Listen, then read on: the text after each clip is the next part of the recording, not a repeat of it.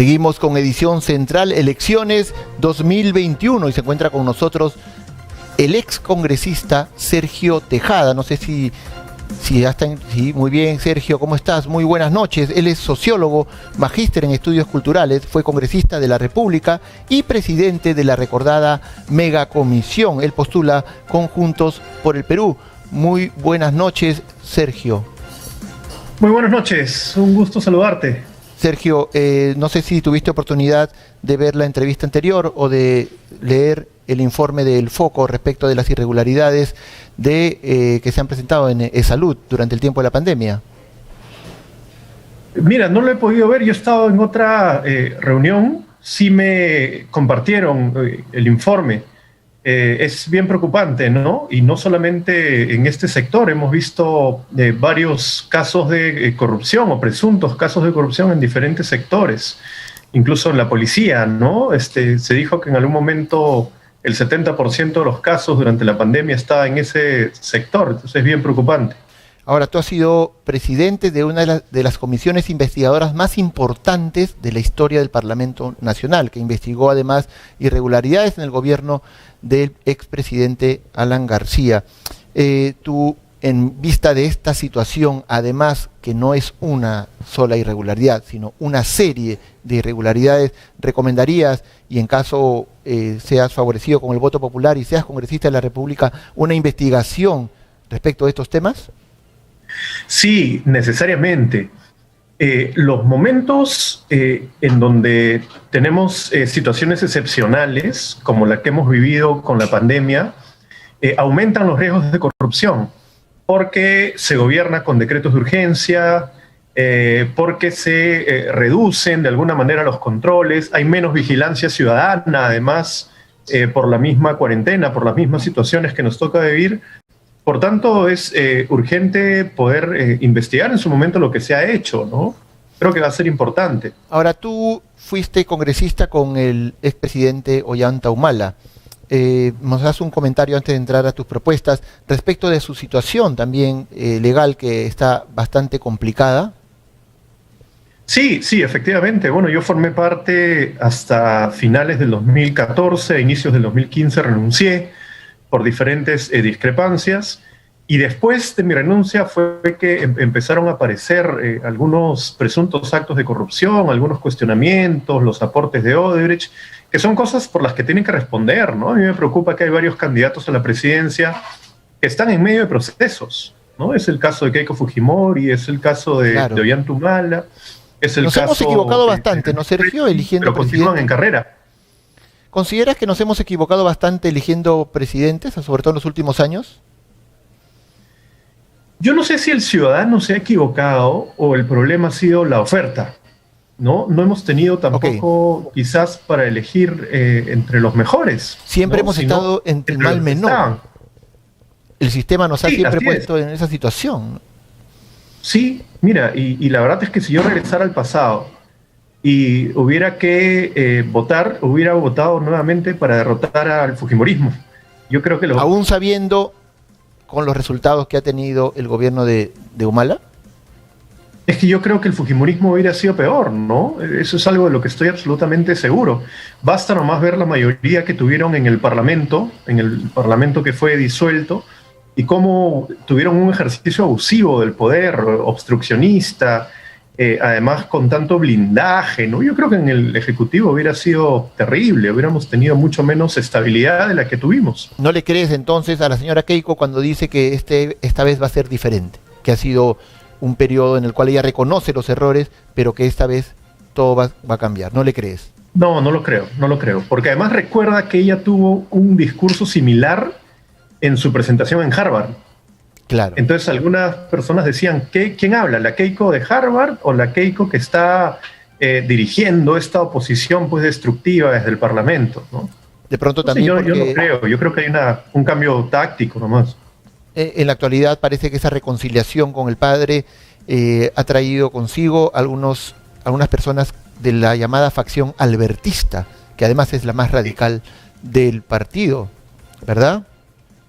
Sí, mira, considero que ella ha hecho una evaluación de su participación en las anteriores elecciones y debe haber pensado que parte de su derrota fue haber dejado de lado a muchos fujimoristas históricos, por decirlo de alguna manera, y esa pelea con el padre. Además, no solamente fue con el padre, fue con el propio hermano, ¿no? A Kenji Fujimori prácticamente lo envió a los Leones y lo ha enviado a un proceso por la negociación que tuvo con PPK.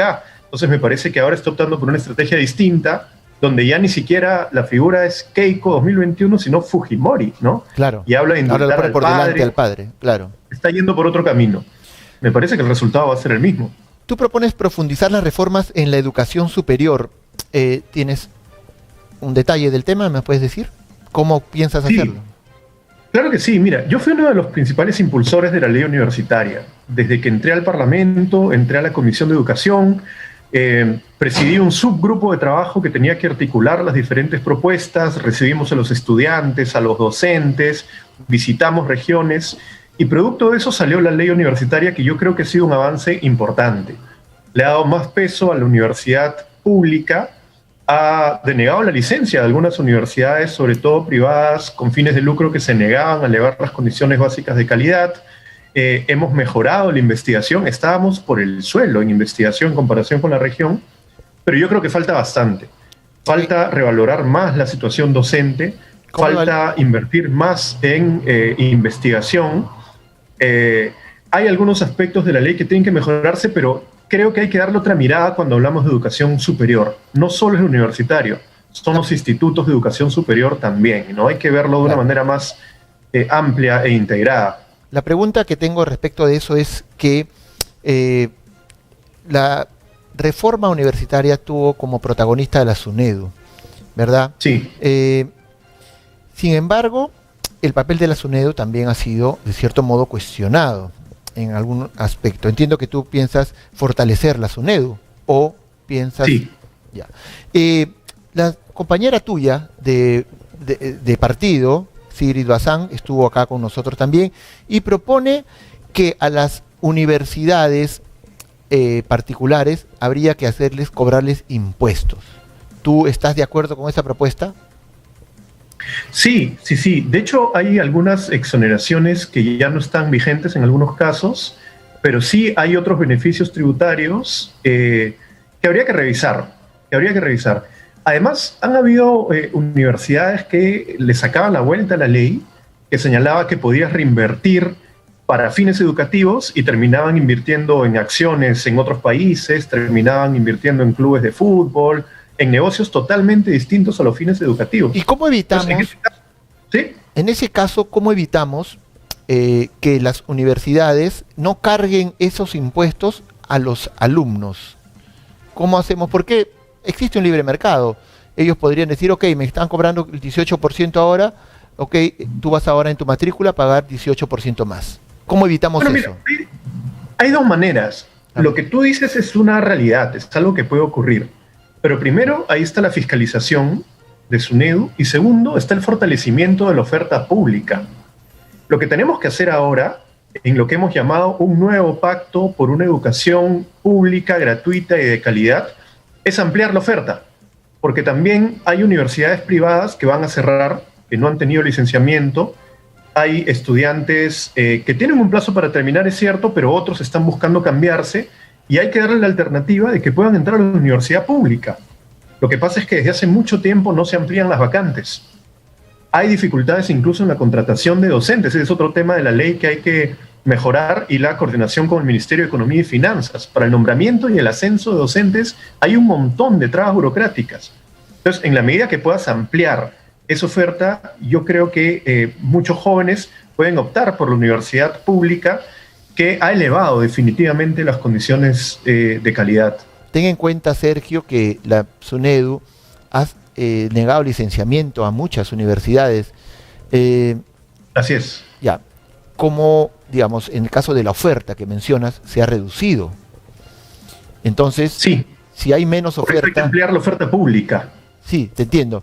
Pero en San Marcos postulan 10 veces más de los que ingresan anualmente. Postulan más de 50.000, ingresan 5.000, 6.000. Definitivamente ahí hay un problema. ¿Cómo hacemos? ¿Creamos más universidades? ¿Cómo ampliamos la oferta pública? No, a ver, en el caso de San Marcos también hace bastante tiempo que no se amplían las vacantes. Creo que hay que ampliar. Pero el problema principal no está necesariamente en Lima, sino está en las regiones donde hay universidades que no han obtenido el licenciamiento y se han reducido las alternativas. Tienes a Ica, por ejemplo, ha sido uno de los pocos casos en los que la universidad pública no ha logrado el licenciamiento. ¿Por qué? Básicamente por problemas de dirigencia, problemas entre el rector, el vicerrector, la parte administrativa, no se pusieron de acuerdo, no lograron hacer su tarea. Ese es un caso. Y en otras regiones donde las universidades privadas, por ejemplo, no lograron las condiciones básicas de calidad y van a dejar de brindar sus servicios educativos, ahí, sobre todo ahí, tenemos que ampliar la oferta pública, ¿no? Entonces, sí, nosotros estamos proponiendo, está en nuestro plan de gobierno, un programa nacional de reincorporación de jóvenes. La deserción ha sido alrededor del 18% durante la pandemia. Tienes por un lado, por el cierre de universidades, que no es exactamente un cierre, sino la denegatoria, que supone que ya no pueden tener nuevas admisiones. Y el otro tema es la pandemia, que la situación crítica, la falta de acceso a Internet, ha hecho que algunos alumnos se retiren. Entonces tenemos que hacer un programa que tenga becas, que tenga apoyo, incluso psicológico, porque no es fácil afrontar esta situación y cambiar de universidad, ¿no? Claro. Todos los gobiernos han tenido problemas de convulsión social, reclamos en diferentes regiones y muchos de ellos han llegado a crisis enormes con muertos y todo. Tú propones un acompañamiento a las poblaciones vulnerables en sus luchas por servicios básicos. ¿Tiene algo que ver con lo que he mencionado o no? Sí, en parte. Pero mira, en el Congreso, tú sabes, tenemos tres grandes funciones, ¿no? La legislación, la fiscalización y la representación. Claro. Uno como representante puede acompañar a las poblaciones organizadas que buscan acceder a servicios básicos. Ya tuve la oportunidad de hacerlo cuando fui parlamentario. A veces los pueblos buscan sus muros de contención, o sus obras de agua y desagüe, o su luz definitiva, y el Congreso no tiene capacidad de gasto. El congresista no le puede decir, nosotros te vamos a hacer la obra, pero sí le puede decir, si están debidamente organizados, si han presentado sus documentos, los podemos acompañar, los podemos asesorar, podemos ver que no hayan trabas burocráticas y que esto avance. Y se ha logrado. Yo te puedo decir con mucha satisfacción que en muchos casos acompañamos a pueblos que lograron tener su agua y desagüe, sus obras. Incluso a veces pueblos que luchaban contra traficantes de tierras, por ejemplo. Entonces se hace la... Por ejemplo, en el caso de Ica, el último que hemos visto, que es la última convulsión social que ha habido acá, ¿cuál sería tu punto de solución? ¿Cuál sería tu recomendación para solucionar ese problema? Perdón, en el caso de Ica, se cortó un poquito. Lo que pasó hace poco, las protestas en Ica. Ah, ya, sí. Mira, ahí hay un problema de diálogo bien profundo, creo que hay que mejorar el diálogo. Es un problema que estaba aguantado de mucho tiempo, ¿ah? En este caso el Congreso ha tenido mucho que ver, ¿ah? Sí, desde hace por lo menos 10 años se venía discutiendo estos regímenes de excepción, que eran regímenes temporales que debían promover un determinado sector de la economía, y tenemos con que este sector de la agroexportación se supone que era muy rentable, pero seguía con un régimen de excepción donde los trabajadores no estaban en el régimen general laboral. Entonces uno se pregunta ahí, ¿qué tan rentable era realmente si no le podías pagar a tus trabajadores bajo el régimen general, ¿no? Pero sobre todo, antes de que estalle el conflicto y derogarlo casi como una salida de última hora, debió haber una mesa de diálogo mucho más prolongada para encontrar salidas. Creo que con diálogo se pueden solucionar los conflictos. Y en ese caso, tu propuesta sería que tú encabezarías ese diálogo, serías como un puente para que el Congreso, digamos, tome mejores decisiones. A eso entiendo que... Sí. Bueno, el Ejecutivo tiene sus canales de diálogo, hay una oficina de diálogo de la Presidencia del Consejo de Ministros, efectivamente todos los ministerios además tienen sus responsables de diálogo, pero el Congreso reúne a los representantes, ¿no es cierto? Los representantes tienen que participar también siendo puentes, tratando de garantizar esos espacios de diálogo. Lo peor que puede pasar es que el mismo Congreso sea el que obstruya las salidas, ¿no? Y creo que de alguna manera lo hemos visto ahora. Ahora, siempre se ha relacionado a la izquierda con estas protestas. Y siempre se le ha dicho, se oponen muy bien, pero no tienen mucha capacidad de gobierno. ¿Tú qué responderías a eso?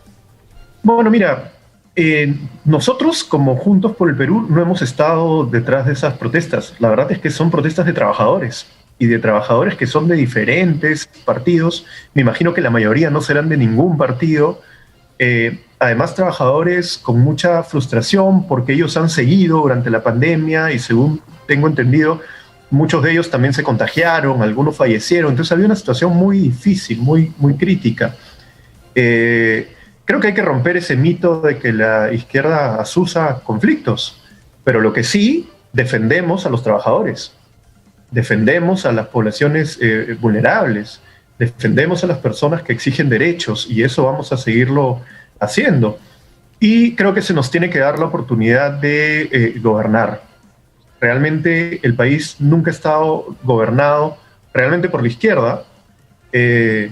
A pesar de que algunos gobiernos pueden haber tenido algunas políticas sociales más progresistas, pero en general quien ha gobernado han sido los grupos de derecha, los grupos de siempre, ¿no?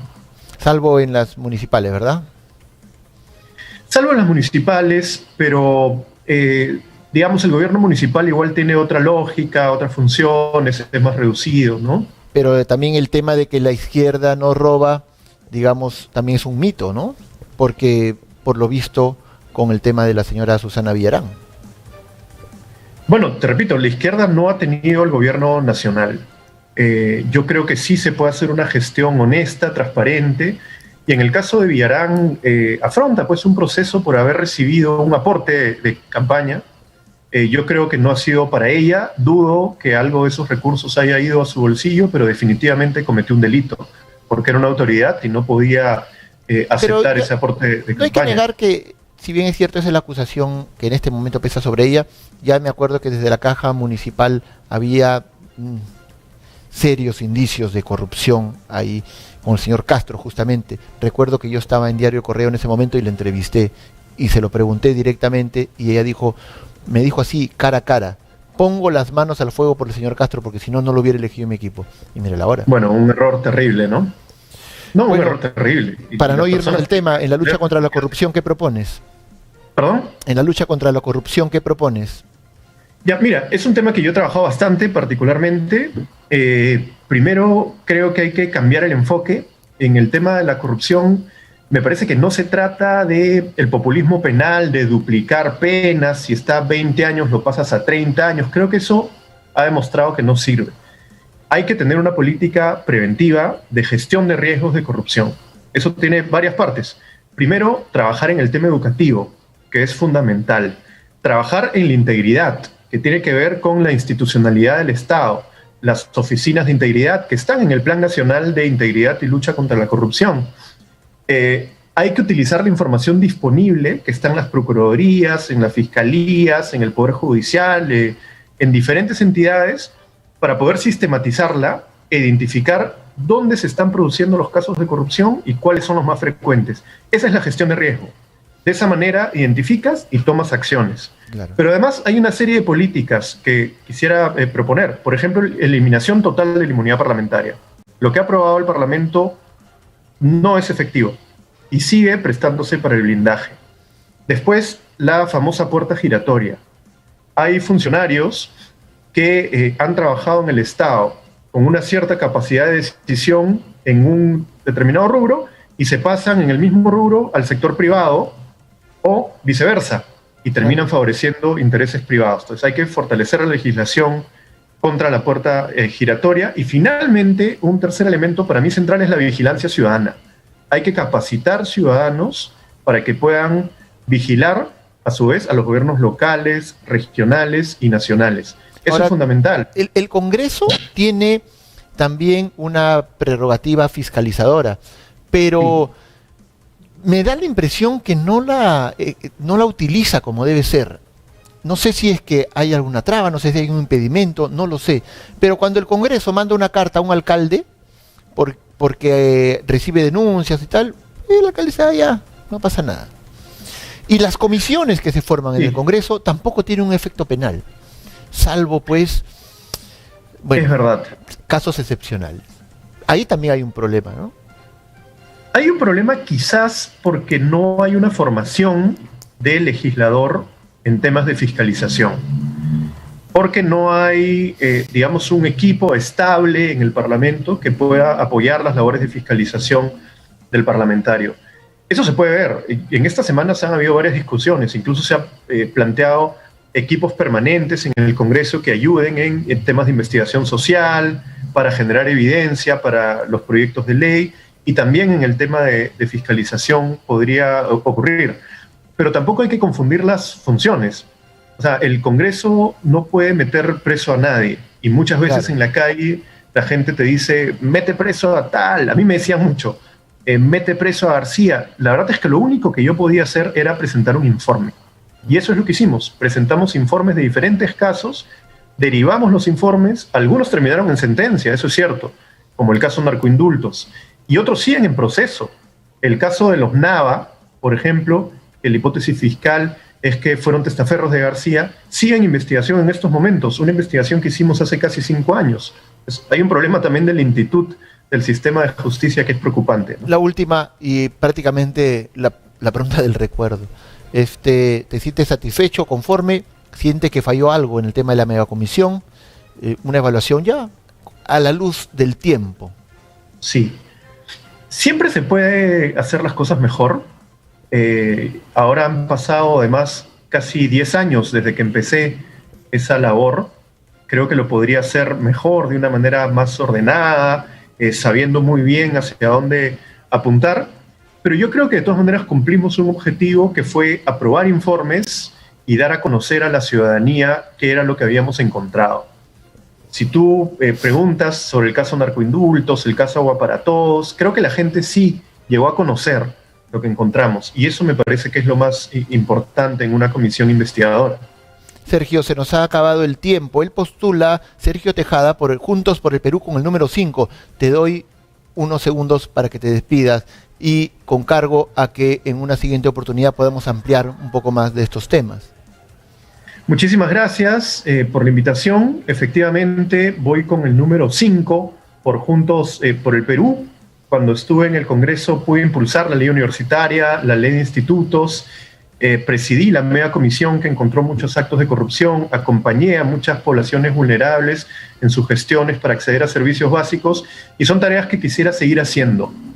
Creo que hay que hacer un nuevo pacto por una educación gratuita, de calidad, y hay que seguir luchando contra las mafias políticas y económicas que nos quieren robar el futuro. Muchas gracias. Fue Sergio Tejada. Él postula Juntos por el Perú con el número 5 y le deseamos toda la suerte del mundo. Efectivamente, como menciona Sergio, siempre las cosas pueden mejorar. El tema de la megacomisión fue un ejemplo de ello. No tuvimos tiempo de profundizar más en el tema, pero también hay que reconocer que las comisiones investigadoras de los congresos de la República muchas veces no llegan a nada y utilizan muchos recursos públicos, son bastante caras en cuanto a logística, personal, tramitación, etcétera. Todo un equipo que se forma y que finalmente terminan en simples recomendaciones que, por cierto, nadie asume. Entonces terminan siendo comisiones, como se dice, por gusto. Pues bien, tenemos nuestro último invitado de la noche. Juan Carlos Ramírez postula con Avanza País con el número 1 para el Parlamento andino. Juan Carlos, muy buenas noches, bienvenido. Buenas noches, Ramón, es un gusto estar contigo y a la orden. Juan Carlos es ingeniero de minas de la Pontificia Universidad Católica del Perú, MBA en SAN, ingeniero emérito del Colegio de Ingenieros, y toda una larga trayectoria que me demoraría mucho en leerla, pero ligada siempre al tema de las minas. Tu primera propuesta incluso tiene que ver con la minería informal, cómo se puede mejorar la minería informal en el Perú, un recurso además que vamos a necesitar mucho para la reactivación del país luego que pase por fin esta pandemia. Bueno, en realidad sí, la minería y sobre todo la pequeña minería que da empleo a 400,000 personas es una de las actividades que nos puede ayudar a salir de los desastres, porque no solamente es intensiva en empleo, mano de obra, sino que como es aurífera básicamente, pues aporta 3 billones de dólares, que es lo calculado a la economía, y 3.000 millones de dólares al año es una cifra para considerar, ¿no? A la fecha, los 8 años de formalización realmente no han ayudado nada, se comenzó muy mal, se continuó con parches, así que estamos ante una oportunidad, no ante un problema, sino ante una oportunidad. Pero ¿cómo se puede mejorar ese proceso? Bueno, en realidad hay que tomar el ejemplo del Banco Central de Bolivia.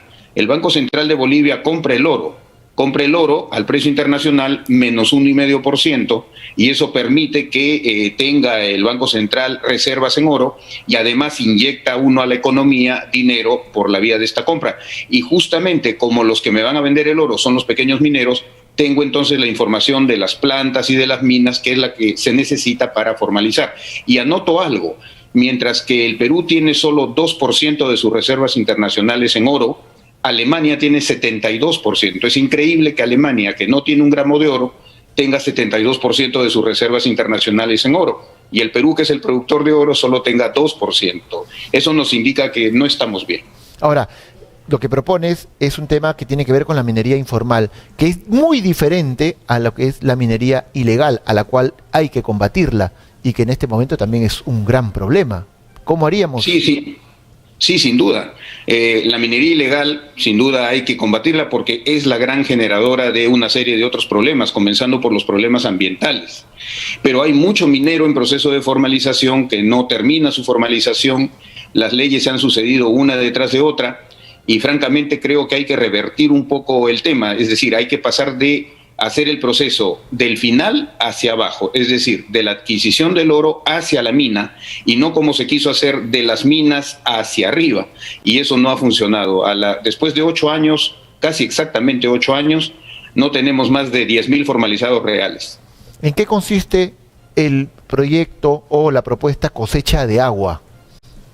Bueno, en realidad el Perú tiene mucha agua disponible, pero no la administra, no la gerencia. Claro. El 97% del agua del Perú se va al Atlántico, el 2,7% se va al Pacífico y el 0,3% se va al lago Titicaca. Esa es la distribución, lo cual nos indica que deberíamos tener mucho más proyectos de derivación de aguas del Atlántico al Pacífico. Y hay muchos puntos de la cordillera donde esto se puede hacer.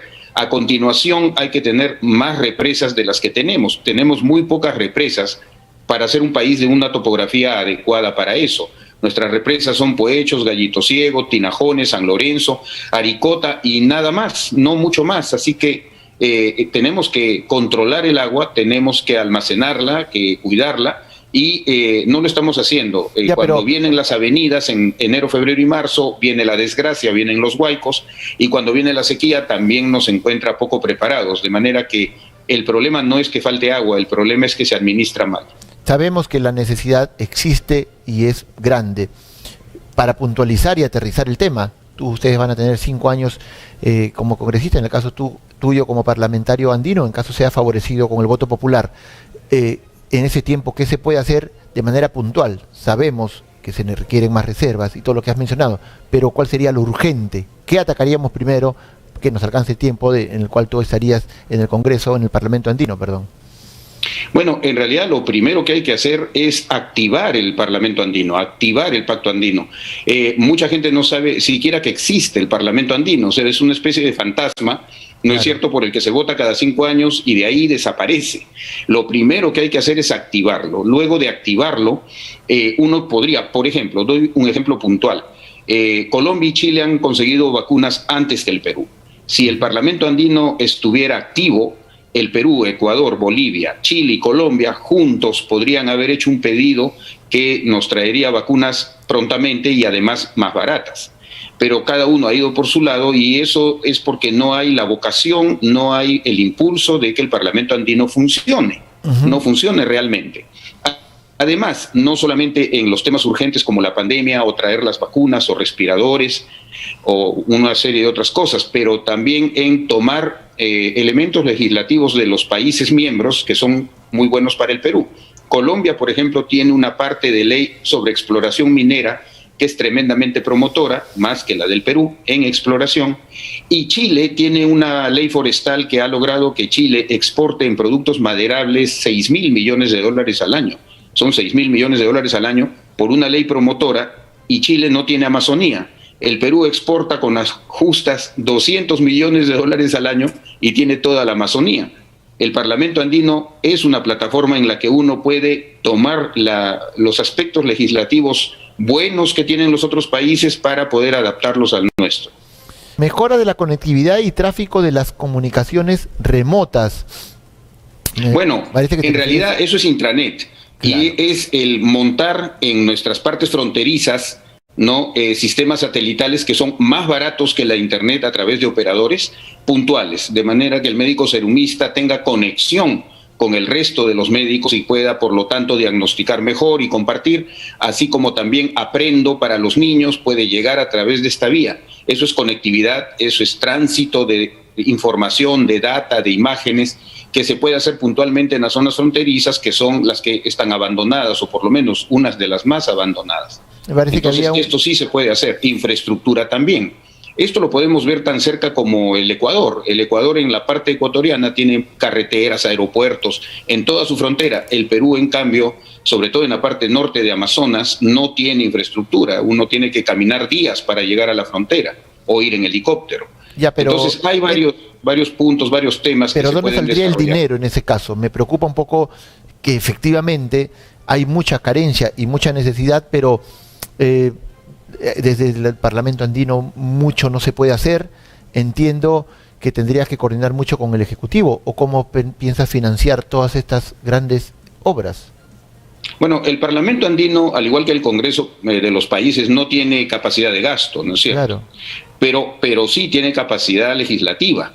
Y finalmente el Parlamento Andino es un parlamento transversal, es un panparlamento que, si tuviera las conexiones adecuadas y eficientes con el Congreso de cada uno de los países, podría ayudar a impulsar mucho más los temas comunes. Naturalmente no hay capacidad de gasto, no es para eso, pero sí para presentar las iniciativas legislativas concordadas a los congresos de cada país, y de esa manera poder tener vasos comunicantes entre países que son el mismo bloque, ¿no? Claro. El Ejecutivo o los ejecutivos de los países son los que aplican los fondos, ¿no es cierto? Recaudan y aplican, no los parlamentos.